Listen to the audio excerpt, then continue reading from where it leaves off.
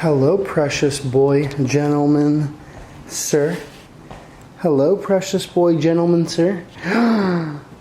Hello. Hello, precious boy, gentleman, sir.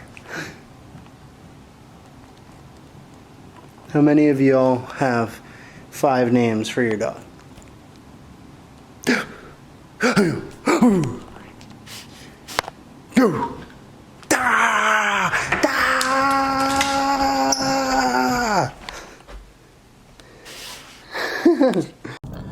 I just had a thought before I go in and train here. I just like many of you,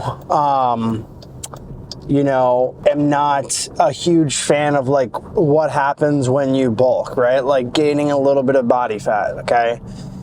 Now, I grew up a little bit of a heavier kid, so I feel like I'm always battling like that inner fat kid inside of me. Like I really don't want to go back to that, right? And lifting has allowed me to, you know, break free from that, but I feel like I feel like I will probably always have that like inner fear of gaining weight in a negative way. So that makes bulking and building muscle pretty difficult because that obviously does happen.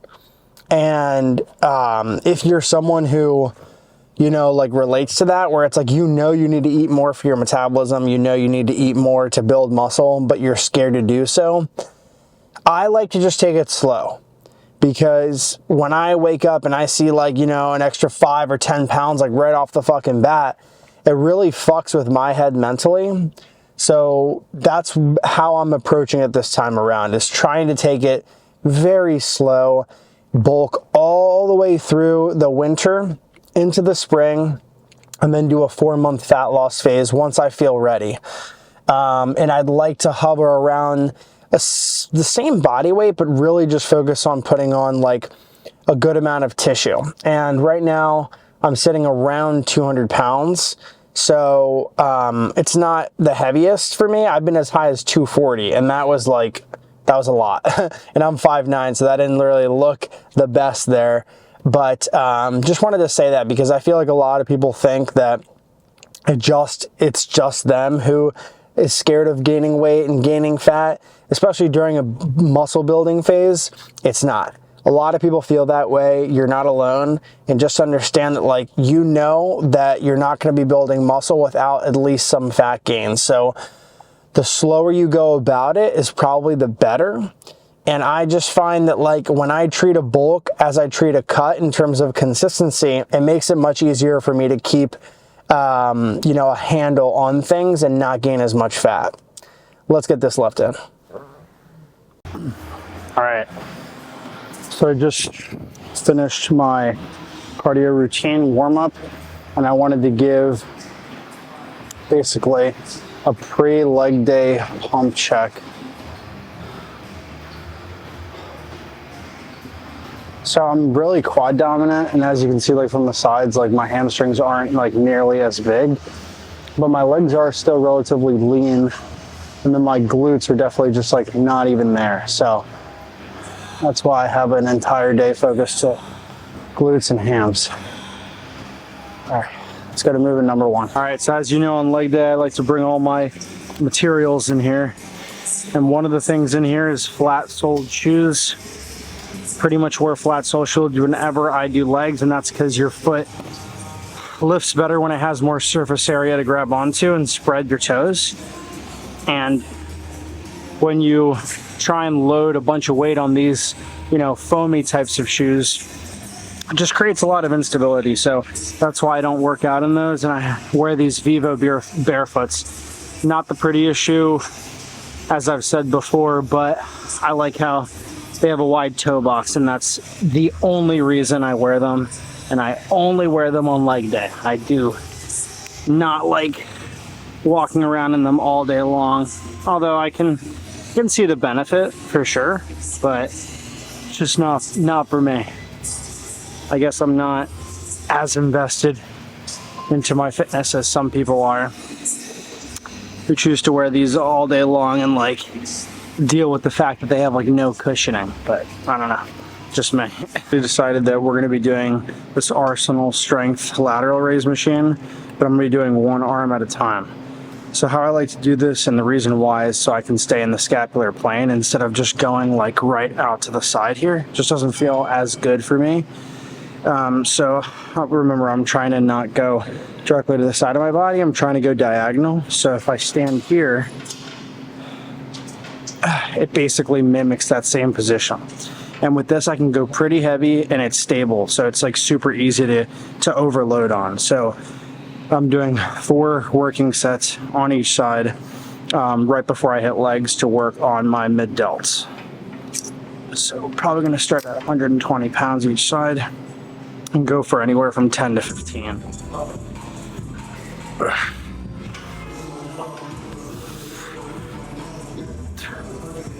Three.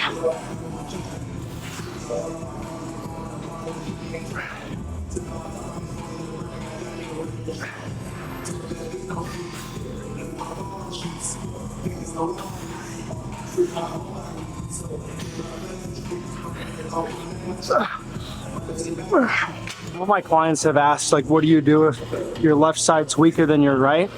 And one of the things that I like to do is, if I'm stronger on my right, I'll go first and I'll get 12 reps, for example. But let's say on the left, I'll get 10 reps. No, that was backwards. Let's say I get 12 reps on my right and I get 10 reps on my left. I'll take a 15-second break and then I'll do 2 more extra reps to kind of tie up the 2. So that way it's even. And over time, your left will pick up and be on the same page. But if you're dominant with your right hand or right leg, it's pretty normal for that body part to be stronger anyways.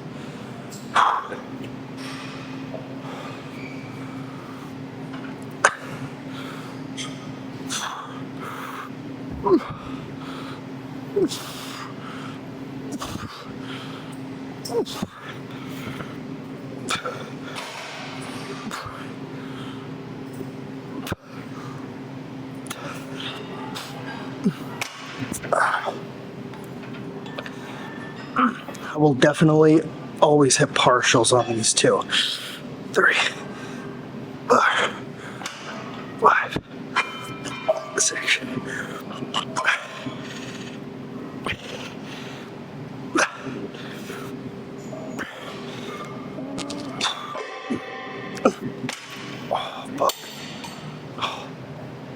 All right, so first leg day movement is going to be the seated hamstring curl, like last leg day. But y'all, I totally fucked up the filming for that. I didn't turn on the mic and I missed the entire workout. So you guys didn't get to see that one. But as always, spending some time adjusting machines. I don't know who the hell had this last, but they must have been like 6'5". And I am 5'9". So definitely have to adjust this. And I want to make sure that my knee is in line with this pivot point right here. Okay, this is called the axis of rotation for all the sciencey people out there who care. And I want to make sure I'm comfortable, okay? Now, sometimes people's hips go forward as they do the leg curl. And what I like to do is sometimes I'll push, but I'll push from the pad down here so that it's forcing my hips back into the seat. Sometimes if you press on these, your chest goes up. Now, in an ideal world, there would be a seatbelt on every single one of these machines, but that's not what we have available. So what I personally like to do, which is a little bit different, my sister taught me this. You take your hands, you put them underneath the pad, and you push up against the pad to hold your hips down in a stable position. And it does a pretty good job of keeping your hips in the same exact spot. So I'll kind of show you that. So what I'll do is I'll take my hands, press them down, okay? So my forearms are on top of the top of my thighs, and I will not move. Like, my hips do not move forward. It's really good. Yeah, it's not feeling the best today, so I can't go heavy. Yeah, it sucks. And that's just the reality of like training sometimes. It's like you never want to work through pain, and I've been dealing with knee pain for the past like year and a half, and the half Ironman training that I did not do me any favors. And I feel like I'm just getting over that, and now I have something behind the knee. It's part of training. It's nothing to get frustrated about. It's just like some people put all their worth into training, and if they have a bad session or they're injured, it really fucks with their mental state. You don't have to be like that. Just focus on something else. Like for me, now I know that I can put more into quad training because I can't do one of my favorite movements without any pain. So I'm gonna hit one more set just to get some blood flow into my hamstrings before RDLs. And I'm gonna take it into a 15 to 20 rep range and just go through the motions, get some blood flow in there, and hopefully through massage work and corrective exercises, I can go ahead and start fixing that. But it's not something that's gonna be fixed today, and I have to just remind myself of that. RDL. So when I RDL, like I said, flat-soled shoes for me is like one of the most important things. Instead of keeping my chest up like that and bending my back, I like to keep my chest and belly button closer together, contracting my abs, stopping right here, and going up like this, okay? There's no need to like bend backwards like that. It doesn't make a difference. It doesn't grow your glutes better. It doesn't do anything positive for you. I just try and think of like stand up tall, and that's how I complete the rep. But last week I got, I think 335 for 8, or 345 for 8. So this week I'm looking to tie that if my behind the knee feels pretty good for it. One thing I can't stand about like metal plates is that I feel like all of it's uneven. Like sometimes like when I use metal plates that are not like calibrated, I feel like the weight, like one side's like a little bit heavier than the other. It's very annoying, and I totally feel it when I'm doing the exercise. The angle that I'm about to show you guys of me doing these RDLs makes me feel like one of those Instagram models, so don't judge. It's just so that you guys can see the hammies.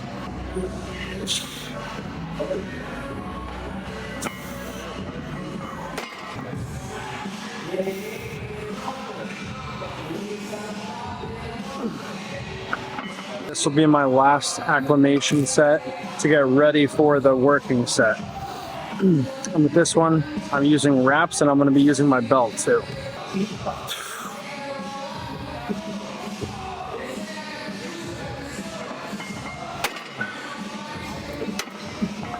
It's a little heavy today, but we're going to try and at least go for 365.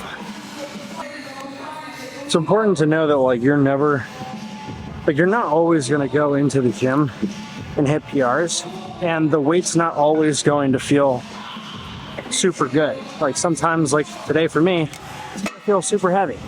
That doesn't mean I need to like treat this workout like it doesn't count, or like I need to get upset. Like it's kind of out of my control, and maybe I didn't have a good sleep last night, so maybe that's why, but it doesn't mean that I need to get upset about the training, and that will make me just hate training even more if I think about it like from a too nuanced perspective. Like I know not every session is going to be perfect. All I can really control is what I can control. That's it.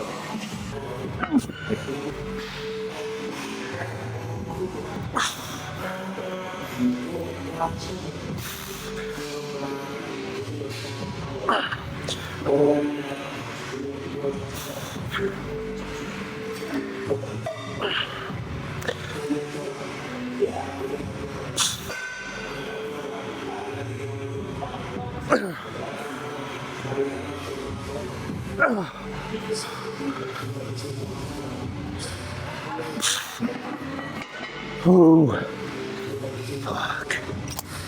That was a tough set. I know that probably looked easy on camera, but that shit was fucking hard. Before, on exercises like the RDL, I would take like 1 minute breaks and it wouldn't be enough. So when I started making a lot of gains, it was because I started taking rest times and making them longer so that I can actually recover and hit the next set to the best of my ability.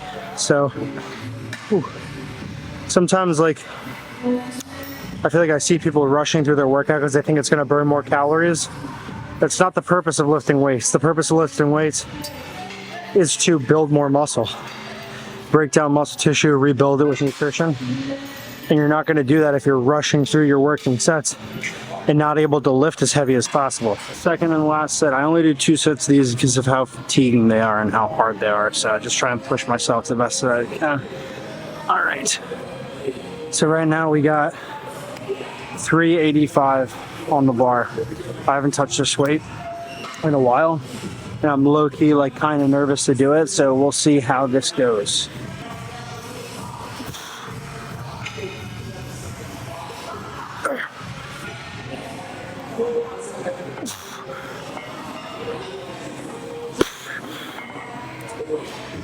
Four.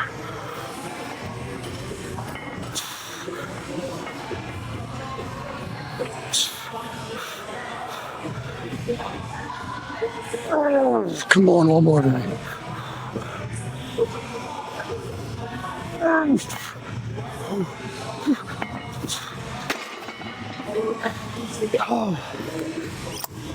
Let's go, come on. That killed me, but it was super rewarding. Let's go. If the leg press wasn't a good machine, I would not waste the fucking time and put all these plates on. It's gotta be the most annoying thing about this machine, but it's super good. And this is a squat press, so it's a little bit different than a traditional leg press.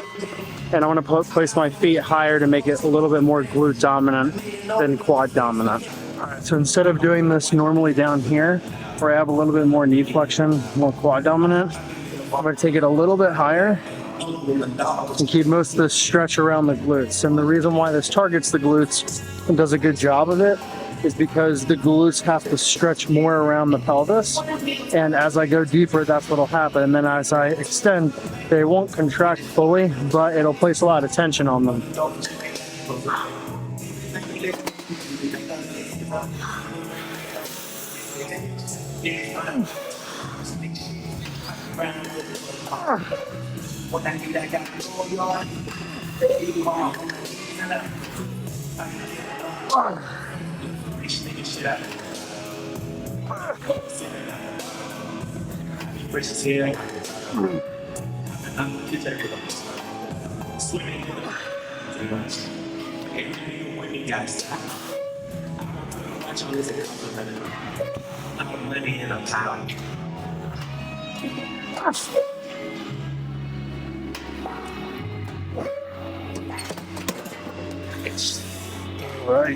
All right, now it hasn't been too long since I've been in a bulk, so my ability to push my intensity super high hasn't been like what it was the last time I bulked. So last time I bulked, I got up to probably 11 plates per side. Now I'm at 8 plates per side. So I have a long way to go, but I'm looking forward to it.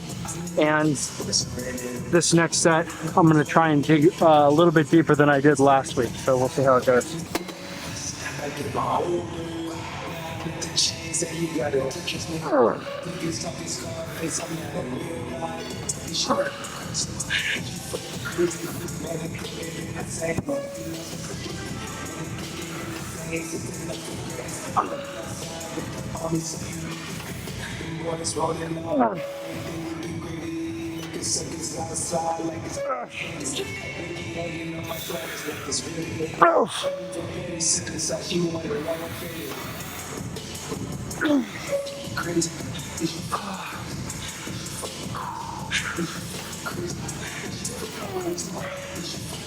Come on.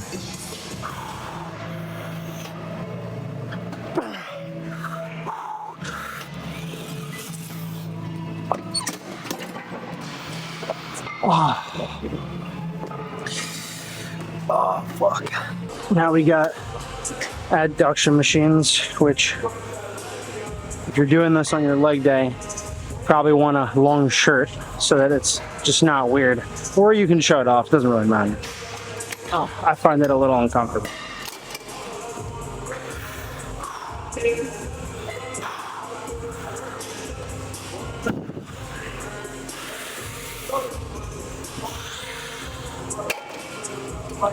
See, it's on the wrong resistance profile. There we go.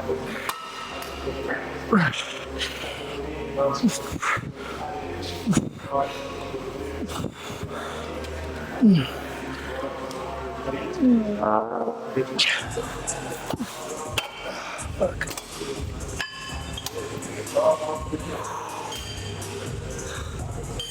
This is one of the most humbling movements. All right.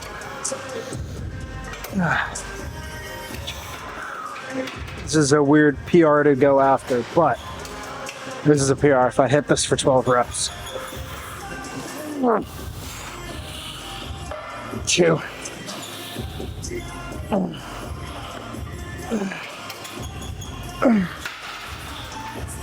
6.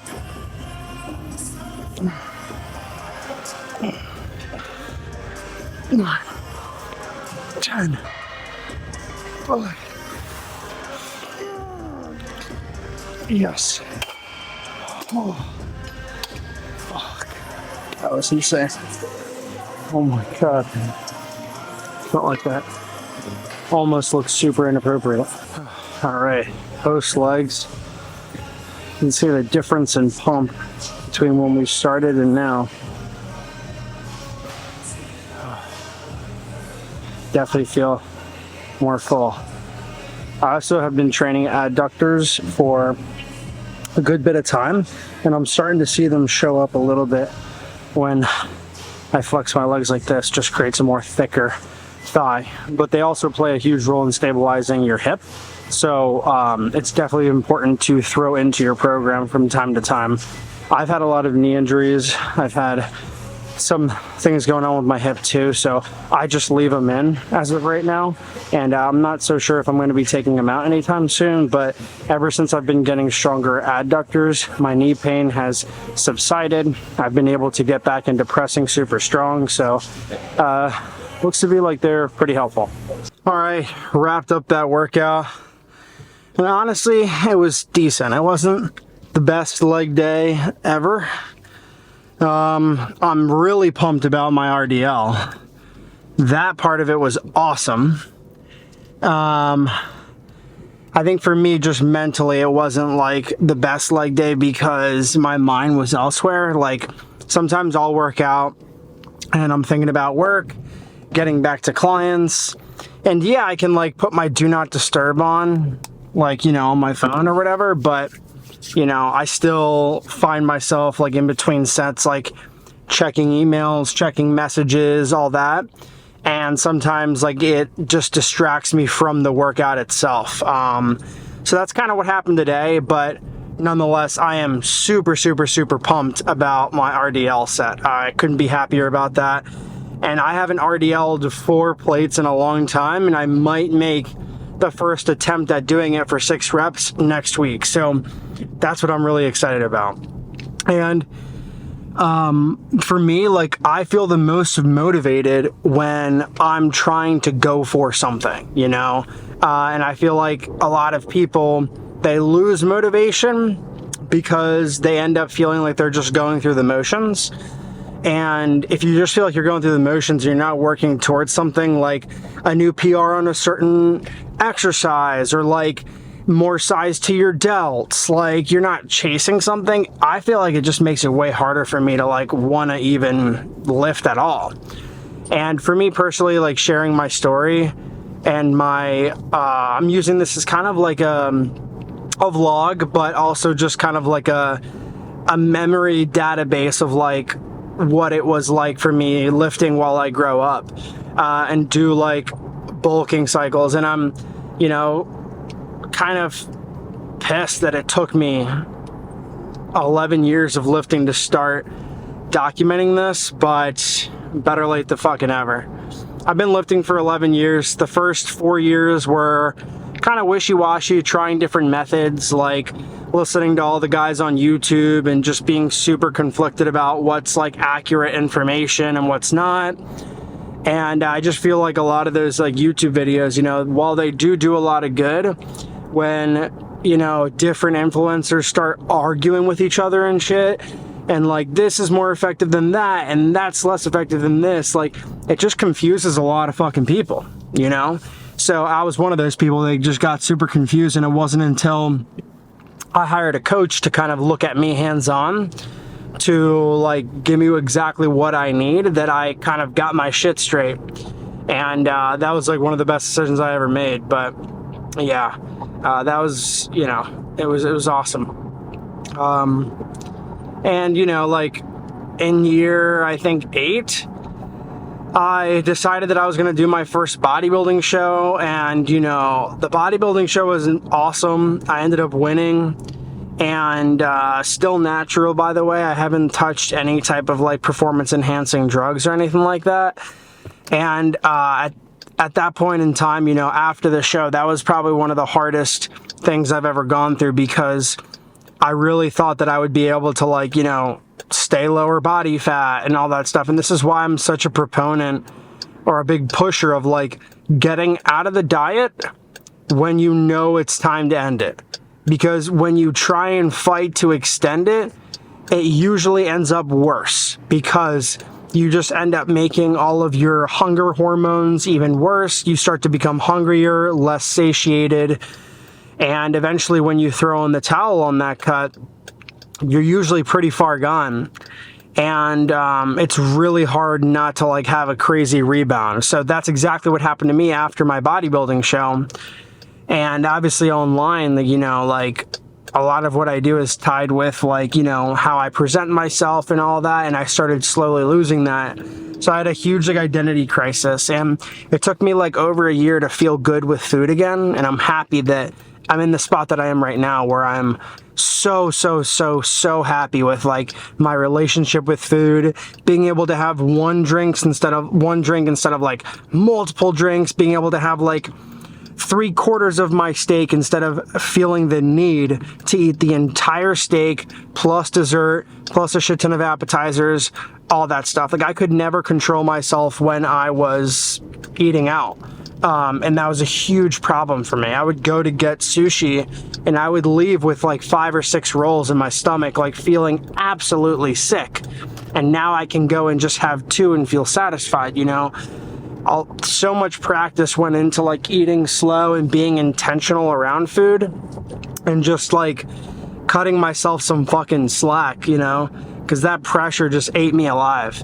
I haven't told anyone that, but I want this to serve as kind of like a memory database for me personally. So I want to document like how I was feeling through my years of lifting. And after the bodybuilding show, it took me a couple years to fall in love with training again. And now we're in year 11 going into year 12. And I feel really awesome. I feel really good. And I'm probably the happiest I've ever been with the body fat percentage that I have. I do not feel like self-conscious at all. I love like the body fat percentage that I have, and I feel like I'm eating a pretty good amount of food. So for me, I think this is probably the most sustainable I've taken my own fitness journey, and it makes me feel super fucking happy. So thank you for sticking along, watching this episode of the Bulk series. If you have any questions, drop them down below, and I appreciate you. Peace.